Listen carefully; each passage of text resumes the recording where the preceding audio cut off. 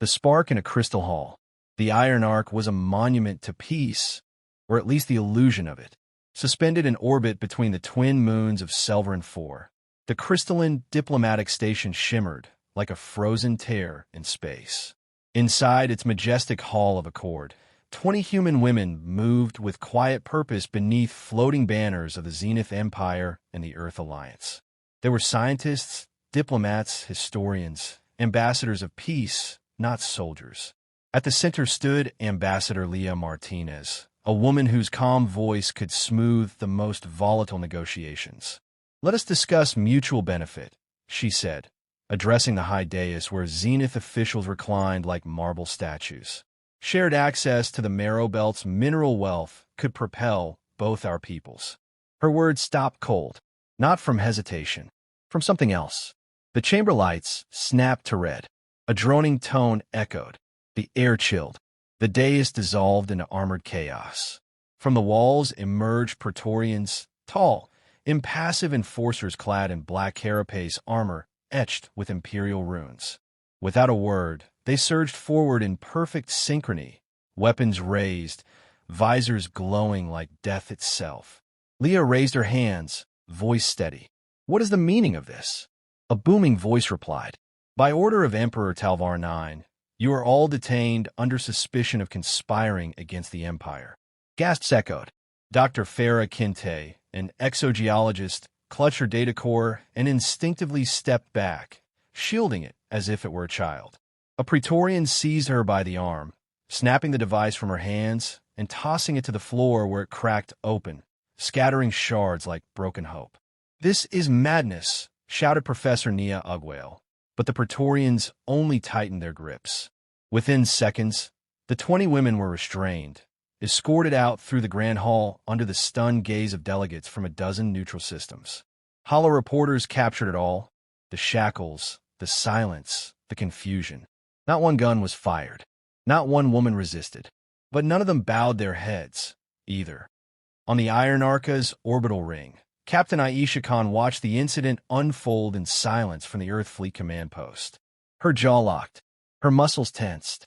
On screen, her wife, Zara, was among the taken. She spoke only one word: scramble. The command crew moved without question. Emergency relays triggered.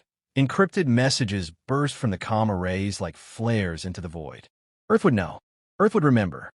Far across the galaxy, in the Empire's capital on Astrian Prime, Emperor Talvar IX stood atop the Onyx throne, surveying 1,000 star charts glowing beneath his feet. High Admiral Aura Drax bowed low as the arrest reports streamed in. "They will rage," Drax said, his voice low. Talvar smiled thinly. "Let them. This could provoke war." "No," the Emperor corrected. "It provokes clarity. We tolerate their defiance too long. The moment they call us equal, they forget their place. And if humanity does not forget, then we remind them." Back on Earth, Terranet lit up like wildfire. Hashtag Bring Them Home trended across every populated world.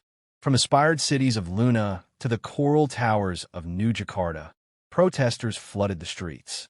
News anchors used words once reserved for cataclysms: hostile act, gender-targeted coercion, violation of Galactic Accord. In the chambers of the Earth Alliance Parliament, voices rose in fury and fear. But in the underground servers of private networks and encrypted war councils, plans were being written. Aisha Khan stared out the viewport of her warship, the Saber of Dawn. Her breath fogged the reinforced glass. Her knuckles remained white around the chair's grip. She had trained her entire adult life for battle, but she never thought she would go to war for love.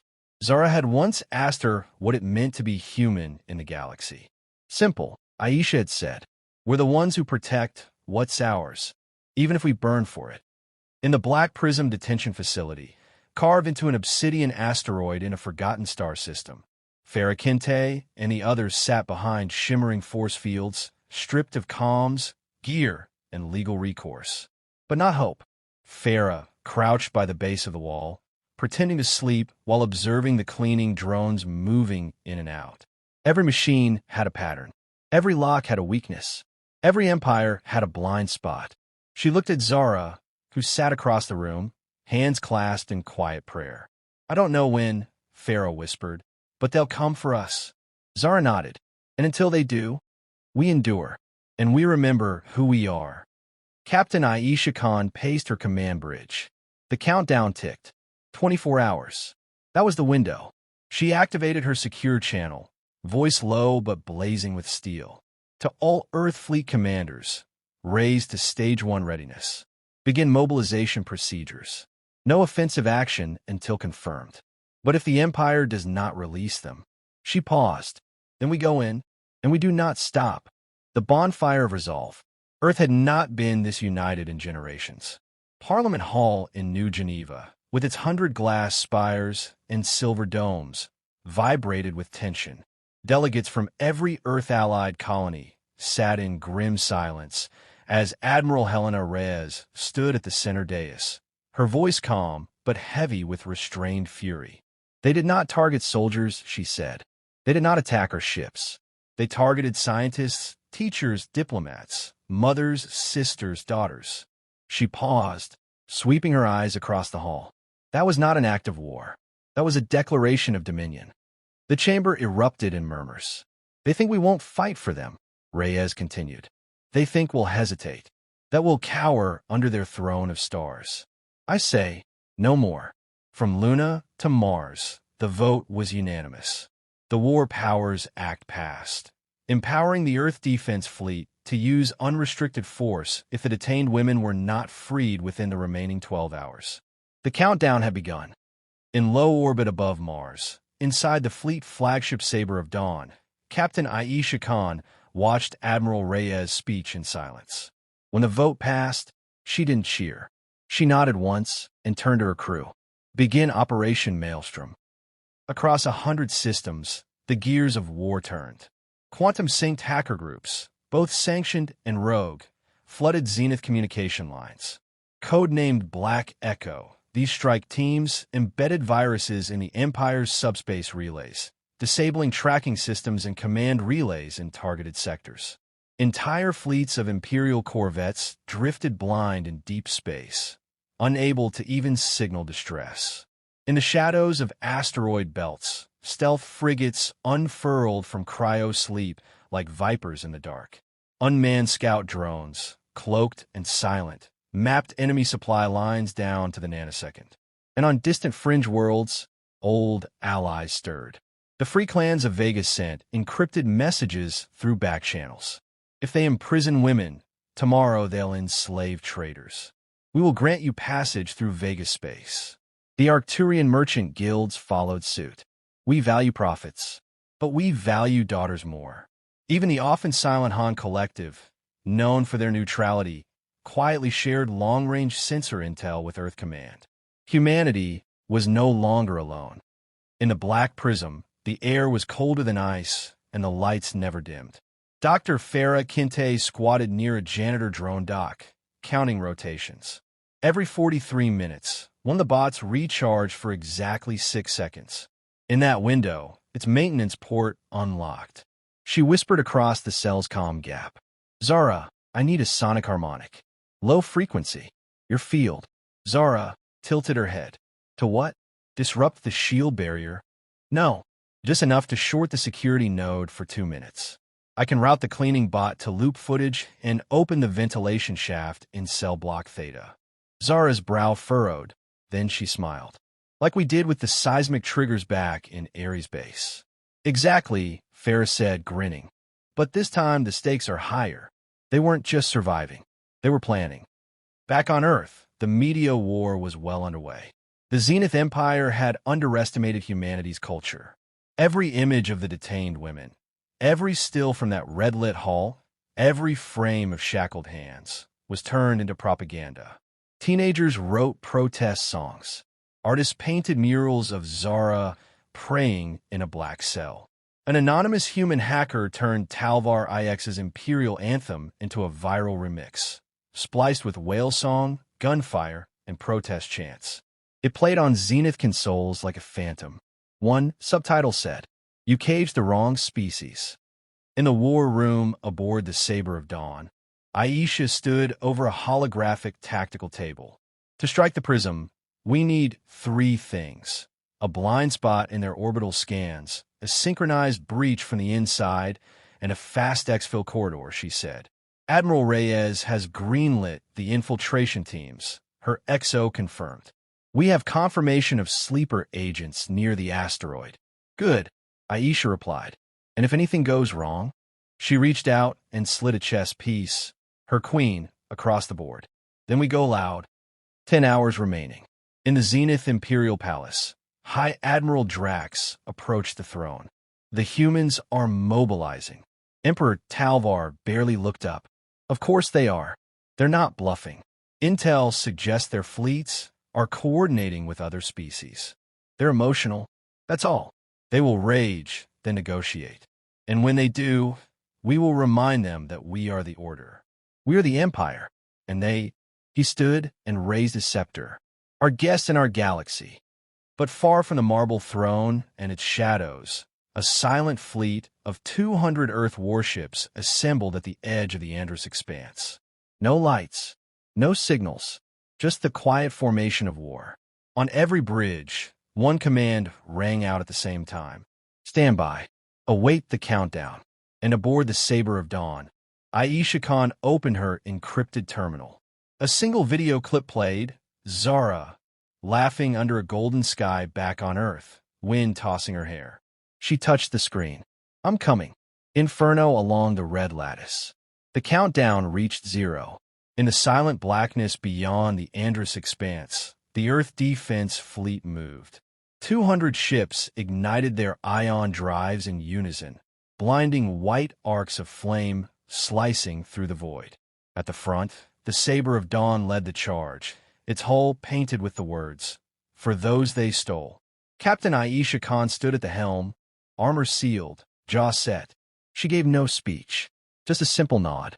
Her crew needed no orders. They had been waiting for this. Far away, on the edge of the Black Prism asteroid, a cleaning drone deviated from its path. Dr. Farah Kinte watched as it rolled toward the auxiliary vent. She had reprogrammed it to loop the surveillance footage, giving them exactly 7 minutes before the system rebooted. Zara stood ready beside her, fingers trembling only slightly as she calibrated a tiny device made from scavenge comm nodes and alloy shavings. A sonic charge, tuned perfectly to the force field frequency. Here we go, Zara whispered. She tapped the device. The lights flickered. A low hum pulsed through the walls. One by one, the energy barriers faltered then died. Cells opened, and the women, once imprisoned scientists and scholars, surged out with makeshift weapons and sharpened resolve. Outside, the Saber of Dawn reached the asteroid's defense perimeter. Alarms screamed to life. The Black Prism's turret batteries powered up, but Earth cyber assault teams had already corrupted their targeting arrays. Plasma bolts shot wildly into empty space as cloak strike teams deployed from drop pods, falling like burning meteors toward the prison surface. Inside, chaos erupted. Farah led the charge through the hallways, slamming an elbow into a guard's throat and wrenching a stolen blaster from his belt. Another detainee, Ambassador Martinez, took 3 down with a stun rod she'd assembled from a broken lighting fixture. Zara darted toward the central data core, planting a virus Farah had written to erase all prisoner logs and security records. If they want to rewrite history, Zara muttered, we'll write back. Above the asteroid, a sudden shadow darkened the stars. The Imperial Dreadnought Eclipse emerged from hyperspace, its black hull absorbing light like a dead sun. Its cannons rotated toward the incoming Earth ships, each shot powerful enough to shear moons in half. High Admiral Drax watched from its bridge, arms behind his back. They came, he murmured, almost admiringly. Now let's show them their mistake. On the Saber of Dawn, Aisha's XO called out. Dreadnought signature inbound, class, Eclipse. Estimate 90 seconds to weapons range. Aisha didn't blink. Deploy Siren. Project Siren was Earth's wildcard. Based on harmonic interference and inspired by the song patterns of humpback whales, it used subtle electromagnetic pulses to disrupt hostile targeting algorithms. As Siren activated, the Dreadnought's massive guns began to misfire. some rotating the wrong direction, others overheating mid-charge. The Eclipse still fired, but its accuracy collapsed. Aisha's fleet scattered and returned fire in coordinated bursts. Frigates dipped, looped, and attacked from impossible angles. Human unpredictability making them ghosts in the eyes of Imperial programming. It wasn't just war. It was art. Back inside the Black Prism, the women reached the outer hangar. Praetorians poured in from both ends, shouting orders, plasma rifles flaring blue. Aisha's Rangers, having breached from orbit, met them head-on. The two forces collided in a maelstrom of light, screams, and shattered armor. Farah ducked behind a crate, shielding Zara. Then the impossible happened. Through the smoke and fire, Captain Aisha Khan stepped into the hangar, rifle slung across her shoulder, eyes blazing. She saw Zara. They ran to each other. They didn't speak. There was no time, just a fierce, desperate embrace. Behind them, the battle raged. The extraction clock was ticking. Dreadnought reinforcements were inbound. The window to escape was closing. Farah shouted over the comms.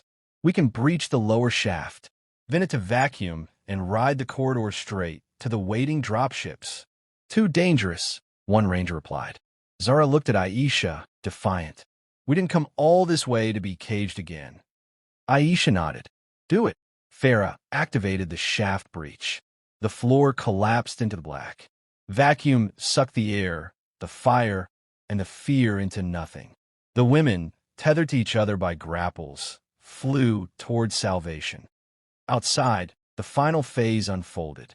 As the last dropships cleared the asteroid's gravity, the Eclipse powered its main cannon. Rook, a human intelligence operative who had spent years embedded in Zenith logistics, made his move. On board the Dreadnought, he hacked the internal railgun coils and rerouted the energy core. A single line flashed across the internal console. "Knight takes Rook." Check. The cannon exploded before it could fire. The Earth fleet didn't stay to gloat. With the detainees recovered and the Dreadnought crippled, Aisha gave the final order. "Jump! All ships! Now!" In flashes of light, they vanished. Behind them, the Black Prism asteroid drifted silent and broken. Hours later, in safe orbit above the moon Callista, the rescued women were met with open arms. Zara stood on the observation deck with Aisha, her hand resting over her heart. "We made it," she said softly. Aisha shook her head. "No, you made it. We just caught up." But deep in the Imperial Palace, Talvar 9 watched the footage with trembling hands. "They defied us. They won." High Admiral Drax lowered his head. "They did more than that, my lord. They showed the galaxy what humanity becomes when you steal what they love. Ashes of empires, dawn of matriarchs." Smoke drifted over the capital world of Astrian Prime. What once stood as the unchallenged heart of the Zenith Empire, palaces plated in gold, towers of crystalline steel, was now bruised and burning. Orbiting above, Earth's armada held position, weapons silent, but aimed. They had come not to conquer, but to end what the Empire had begun. Inside the war room of the Saber of Dawn, Admiral Reyes stood before the Allied Command Council. Her tone was deliberate, calm, like a loaded weapon placed gently on a table. "The detainees are safe. The Dreadnought Eclipse is out of commission. But there's more." She tapped the screen. Grainy surveillance footage appeared. Alien women locked in cells beside humans. And others, smaller, thinner, barely adolescents.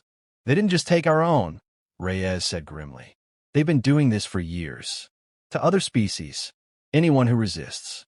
They call it exemplary detention. I call it systemic slavery." The room fell silent. "Now we know," she continued. "The question is, do we walk away?" Captain Aisha Khan didn't wait for a vote. Her voice cut through the silence like a blade. "We finish it." The Allied War Council convened that same hour. Messages from fringe colonies, liberated trade guilds, and insurgent groups flooded in. The prairie worlds rebelled first. Workers and farmers who'd lived for centuries under imperial tribute laws declared independence and seized their spaceports. The merchant fleets of the Arcturian Guild jammed imperial trade lanes. And even within the Empire's own command ranks, fractures emerged. Mid-tier officers began disobeying orders, grounding their warships, and sending signals of neutrality. The Empire was bleeding from within, and now Earth was ready to drive the final strike. Operation Judgment Day launched with precision. Earth's fleets, now joined by allied warships from Vega, Polaris, and Centauri, dropped from hyperspace above Astrian Prime in waves. Imperial forces scrambled to respond, but they were fractured, disorganized, haunted by the memory of the Black Prism's fall. The Battle of Astrian's Rings was not a battle of attrition. It was a symphony of finality. Human ships weaved through Imperial formations with grace honed in simulation and necessity. Fighters swept low across orbital towers. AI-assisted gunships disabled power grids, not civilians. It was not just war, it was justice on fire. Meanwhile, a coordinated marine drop struck the Imperial Palace. Captain Aisha Khan led the breach. She and a squad of rangers charged the Hall of Mirrors, an ancient chamber lined with stained glass mosaics glorifying centuries of conquest. Now, they fought under the gaze of ghosts. Plasma bolts lit the mirrored walls. Blood misted the marble floor. At the far end, Emperor Talvar IX waited, draped in battle armor that had never seen real battle. High Admiral Drax stood beside him, blade drawn. "You come to burn down civilization?" Talvar sneered as Aisha approached. She said nothing. "I gave your kind structure. Order. Without us, you would still be bickering over continents." "You caged women," Aisha said coldly. "And you thought that wouldn't break the galaxy." Zara stepped forward beside her, carrying no weapon, only a small tablet. She activated it. A live feed flickered to life, dozens of worlds, species, and colonies across the galaxy, watching. "Your people are listening," Zara said. "Your Empire's final words." Talvar straightened his shoulders. "Then hear this. I would rather die than kneel to lesser creatures." "So be it," Aisha replied. With no fanfare, Admiral Reyes stepped forward and fired once, clean, swift. Talvar IX crumpled to the floor. The reign of centuries ended with a single shot. The aftermath was not chaos, but order, for once built on dignity.